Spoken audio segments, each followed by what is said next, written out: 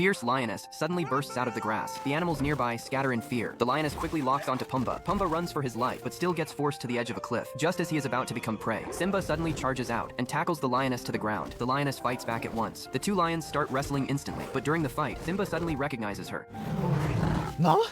She is Nala. Seeing his friend after so many years, Simba is too excited to believe it. He shows Nala the place where he lives and warmly invites her to stay, but Nala does not accept. She tells Simba, Scar is ruling the Pride Lands with cruelty. There are fewer and fewer animals there, and the Pride can barely survive. She left the kingdom this time to find help and overthrow Scar's rule. Nala wants Simba to go back with her and take back the throne that belongs to him, but Simba refuses because he has always believed he caused Mufasa's death. He does not dare face the past and does not want to leave this peaceful life. Nala looks at the Simba in front of her and realizes he does not care about the Pride Lands at all. He does not even want to go back and see his mother. Looking at the lack of fight in his eyes, Nala is deeply disappointed, but everyone has their own choice. She does not keep trying to convince him. She simply turns and leaves.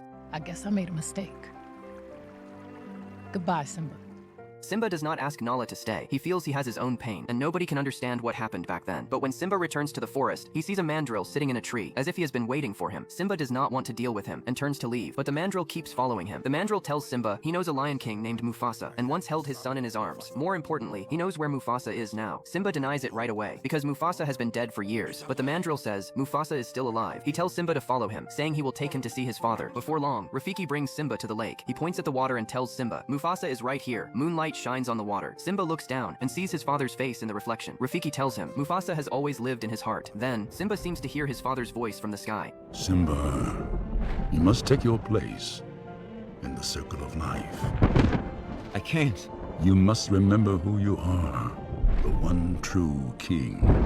As king, I was most proud of one thing, having you as my son.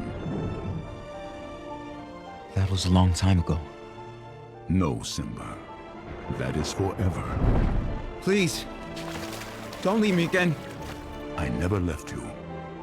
I never will. Remember who you are.